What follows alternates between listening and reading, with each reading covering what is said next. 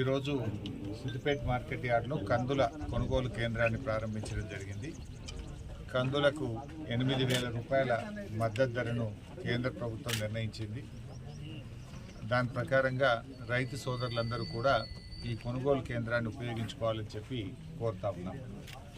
మధ్య దళారులకు అమ్మి రైతులు నష్టపోవద్దని రైతు సోదరులందరూ కూడా ఈ అవకాశాన్ని సద్వినియోగం చేసుకొని ఎంఎస్పీని పొందవలసిందిగా రైతులందరికీ విజ్ఞప్తి చేస్తూ ఉన్నాం. ముఖ్యంగా మన దేశంలో ఇప్పటికే పప్పు దినుసులు సరిపడా ఉత్పత్తి కాకపోవడం వల్ల ప్రతి సంవత్సరం విదేశాల నుంచి పప్పు దినుసులు మన దేశం దిగుమతి చేసుకుంటూ ఉంది.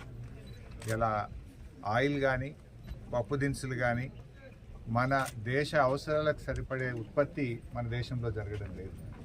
రైతు సోదరులందరూ కూడా మరి ఈ పప్పు దినుసులు ఆయిల్ పంటలు లైక్ సన్ఫ్లవర్ కానీ గ్రౌండ్ నట్ కానీ ఆయిల్ పామ్ కానీ తదితర నూనె ఉత్పత్తి చేసే పంటలకు బాగా గిరాకీ ఉంది. అందుకే కేంద్ర ప్రభుత్వము రాష్ట్ర ప్రభుత్వాలు ఈ పప్పు దినుసుల ఉత్పత్తిని ప్రోత్సహించాలని నూనె గింజల ఉత్పత్తిని ప్రోత్సహించాలని రైతులకు మద్దతు ధర ఇచ్చి ఈ కొనుగోలు కేంద్రాలు ప్రారంభించడం జరుగుతూ ఉంది. రైతు సోదరులందరూ కూడా దీన్ని సద్వినియోగం చేసుకోవాలని చెప్పి విజ్ఞప్తి చేస్తూ ఉన్నాం. పంట మార్పిడి కూడా అవసరం. వరుసగా వరి పంట వేయడం వల్ల అప్పుడప్పుడు ఉత్పత్తి తగ్గుతూ ఉంది. అందువల్ల రైతు సోదరులు పంట మార్పిడి విధానాన్ని కూడా ఉపయోగించుకోవాలి. వానాకాలం వరేసుకుంటే యాసంగిలో ఇతర పంటలు సన్ఫ్లవర్ లాంటి కానీ పప్పు దినుసులు కానీ ఇతర పంటలు వేయడం ద్వారా పంట మార్పిడి ద్వారా మన పొలానికి సత్తువ బలం చేకూరుతుంది, అధిక దిగుబడి పొందగలుగుతాము, రోగాలు రాకుండా కూడా పంటల్ని కాపాడుకునేటువంటి అవకాశం ఉంటుంది.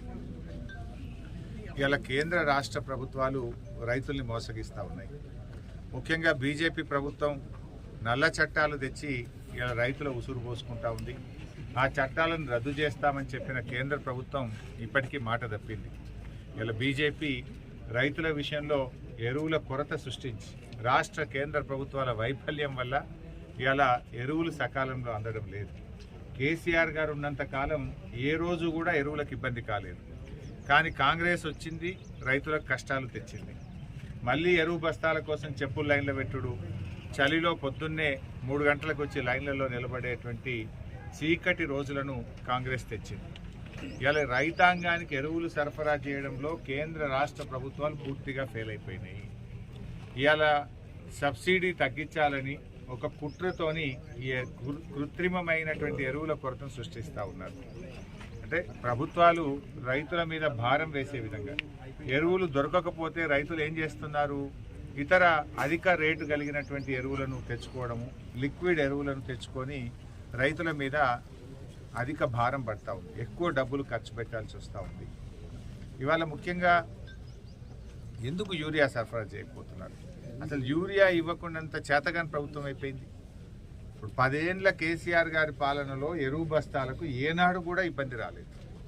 ఇప్పుడు పోయిన వానకాలంలో ఎరువులకు ఇబ్బంది అయింది, ఇప్పుడు యాసంగిలో కూడా ఎరువులకు తీవ్రమైన ఇబ్బంది కలుగుతూ ఉన్నది. సో ఇది ముఖ్యంగా బఫర్ స్టాక్ మెయింటైన్ చేయకపోవడం వల్ల కేంద్ర ప్రభుత్వం కావాలనే సబ్సిడీ తగ్గించుకోవడానికి ఇలా రైతుల మీద ఈ కుట్రలు చేస్తూ ఉన్నారు. మరి ముఖ్యంగా ఈరోజు ఫిబ్రవరి నెల వచ్చేసింది, ఇంతవరకు రైతులకు రైతు బంధు పడలేదు. అసలు కాంగ్రెస్ ప్రభుత్వానికి ఒక విధానమే లేదు. కాంగ్రెస్ పద్ధతికి ప్రభుత్వానికి ఒక విధి విధానము, ఒక డైరెక్షన్ లెస్ అయిపోయింది. ఒక రైతులు భరోసా కోల్పోయారు, రైతులు నమ్మకాన్ని కోల్పోయారు, రైతులు ఈ ప్రభుత్వం మీద విశ్వాసాన్ని కోల్పోయారు. ఎకరానికి 15,000 రైతు బంధు ఇస్తామన్న ప్రభుత్వం ఇవాళ 2 పంటలకు రైతు బంధు ఇచ్చింది, 2 పంటలకు రైతు బంధు ఎక్కొట్టింది. ఒకసారేమో 3 ఎకరాల వరకే ఇచ్చిండ్రు, పై రైతులకు ఇవ్వనే లేదు. మరి ఇప్పుడు యాసంగికి అసలు ఉలుకు లేదు, పలుకు లేదు. కేసీఆర్ గారు ఉన్నప్పుడు డిసెంబర్ నెలలోనే రైతు బంధు డబ్బులు పడేవి. ఇప్పుడు ఫిబ్రవరి నెల దగ్గరికి వచ్చినా కూడా ఇప్పటికీ రైతు బంధు పడలేదు. నాట్లయిపోయింది, కలుపు తీసి ఎరువులు వేస్తున్నారు. మరి పెట్టుబడి సహాయానికి అర్థమే లేదు. పెట్టుబడి ఎప్పుడు పెడతాం? దుక్కి దున్నడానికి పెడతాం, నాట్లు వేయడానికి పెడతాం, కలుపు తీయడానికి పెడతాం, ఎరువులు వేయడానికి పెడతాం. ఇప్పుడు దుక్కి దున్నుడైపోయింది, నారు ఓసుడైపోయింది, నాట్లు వేసుడైపోయింది, కలుపు తీసి ఎరువులు వేసే టైం వచ్చినా కూడా ఇంకా రైతు బంధు పడతలేదు.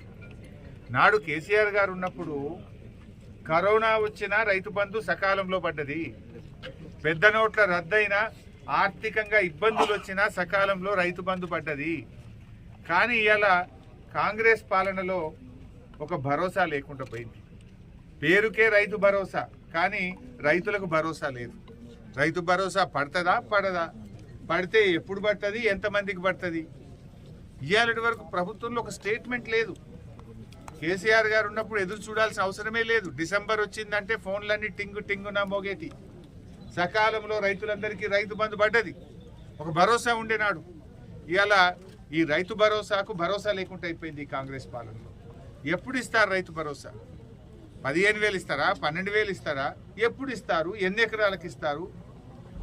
ఇంతవరకు డైరెక్షన్ లేదు ప్రభుత్వానికి. మరి పెట్టుబడి అంతా పెట్టినాక మళ్ళీ అన్ని మిత్తిల మీద పడతాయి కదా. 5 రూపాయల వడ్డీకి 3 రూపాయల వడ్డీకి తెచ్చి ఇప్పుడు నాట్లు వేసుకుంటే ఆ వడ్డీల మీద పడతాయి కదా రైతులకు.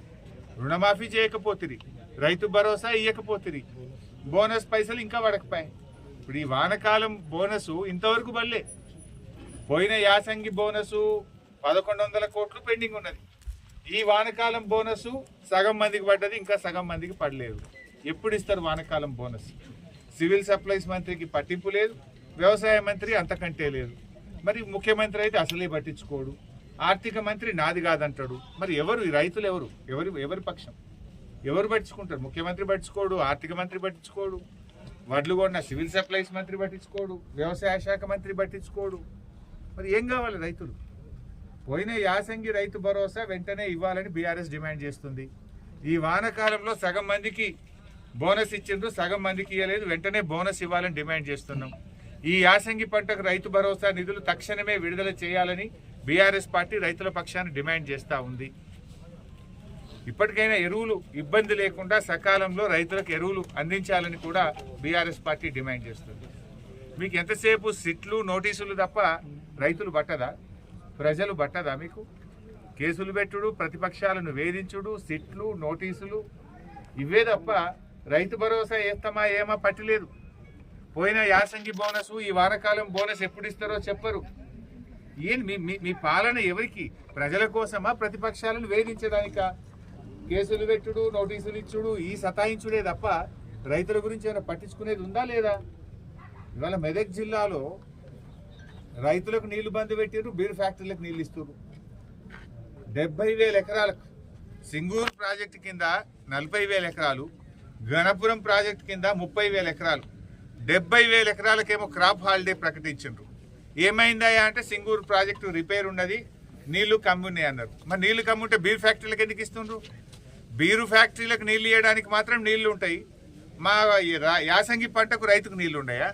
అంటే ఎవరు మీ ప్రాధాన్యత? బీరు ఫ్యాక్టరీల ఓనర్లు మీకు ఇచ్చే కమిషన్లకో లంచాలకో నీళ్ళు ఇస్తుండ్రా? ఎందుకంటే గరీబోళ్ళు మా రైతులు లంచాలు ఇయ్యరు, మా రైతులకు నీళ్ళు ఇస్తే మీకేం దొరకాయని ఇస్తలేరా? ఎందుకు ఇస్తలేరు రైతులకు? రైతులకు లేని నీళ్లు బీరు ఫ్యాక్టరీలకు ఎక్కడికి వెళ్ళి వచ్చినాయి? రైతులు అడిగితేనేమో క్రాప్ హాలిడే, నీళ్లు లేవు, రిపేర్ ఉందంటివి. ఇవాళ ఎక్సైజ్ శాఖ కార్యదర్శి జిల్లాకు వచ్చి ఇరిగేషన్ అధికారులకు, కలెక్టర్కు బీర్ ఫ్యాక్టరీలకు మాత్రం నీళ్లు ఆగద్దు, ఫుల్గా నీళ్లు ఇవ్వండి, బీర్ ఫ్యాక్టరీలు మంచిగా చూసుకోండి అని చెప్తుండ్రు. మరి